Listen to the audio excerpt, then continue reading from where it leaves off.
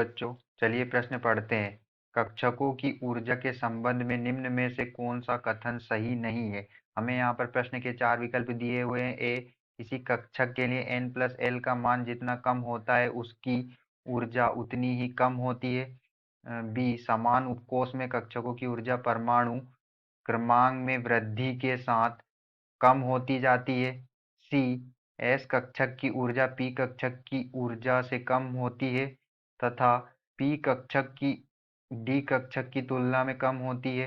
D, यदि दो कक्षक n+l के लिए समान मान रखते हैं तो n के उच्च मान वाले कक्षक की ऊर्जा कम होगी। तो चलिए अब हम प्रश्न की मुख्य अवधारणा देख लेते हैं। तो यहाँ पर हमारे प्रश्न की मुख्य अवधारणा, यहाँ पर जो है हमारे प्रश्न की मुख्य अवधारणा क्या होगी।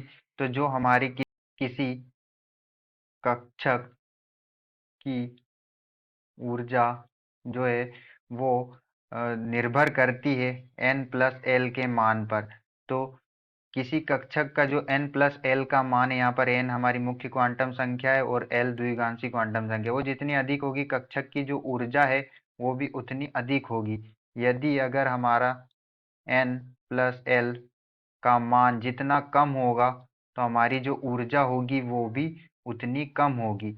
यदि कक्षक जो होते हैं हमारे कक्षक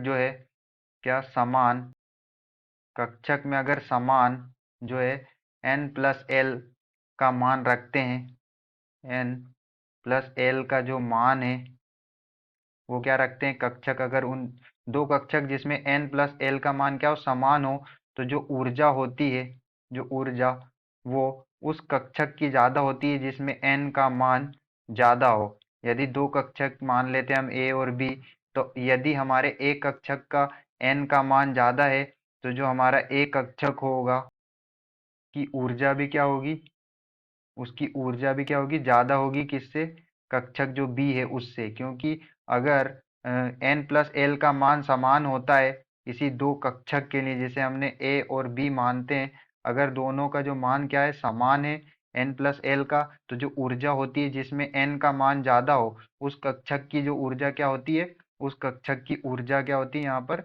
ज़्यादा होती है। तो यहाँ पर विकल्प ए में हमें दिया हुआ है कि किसी कक्षक के लिए n+l का मान जितना कम होता है उसकी ऊर्जा उतनी ही कम होती है।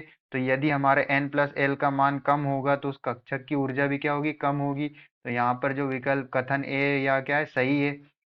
और फिर कथन बी हमें दिया है समान उपकोष में कक्षकों की ऊर्जा परमाणु क्रमांक में वृद्धि के साथ कम होती जाती है। तो जैसे जैसे परमाणु क्रमांक बढ़ता है तो वो जो उपकोष समान उपकोष होते हैं उनमें जो कक्षक की ऊर्जा होती है उन वो क्या होता है इलेक्ट्रॉन भराता जाता है, तो वहाँ पर जो कक्षकों की ऊर्जा परमाणु क्रमांक में वृद्धि के साथ क्या होती है, कम होती जाती है। यहाँ भी सही कथन है।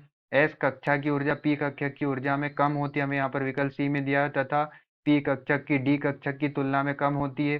तो जो ऊर्जा होती है वो एस से ज़्यादा पी की होती है, फिर पी से ज़्यादा डी की होती है और फिर एफ की होती है, इस तरह से होती है। तो जो विकल्प सी है यहाँ भी हमारा सही कथन है। विकल्प डी में हमें दिया है दो कक्षक n+l के लिए समान मान रखते हैं तो n के उच्च मान वाले कक्षक की ऊर्जा कम होगी। तो यह विकल्प हमारा गलत है और यही हमारा आंसर होगा। क्योंकि अगर n+ जो है समान मान रखते हैं, दो कक्षक n+l का मान क्या रखते हैं समान रखते हैं, तो यदि अगर उसमें n का मान जिस कक्षक का ज़्यादा हो वह क्या रखता है उच्च उच्च ऊर्जा, वह क्या रखेगा उच्च ऊर्जा रखता है। तो यहाँ पर हमें दिया हुआ है n के उच्च मान वाले कक्षक की ऊर्जा कम होगी, तो यही हमारा क्या होगा गलत कथन होगा और यही हमारा क्या है आंसर है। तो यहाँ पर हमारा आंसर डी होगा। आशा करते हैं आपको समझ में आया होगा। धन्यवाद।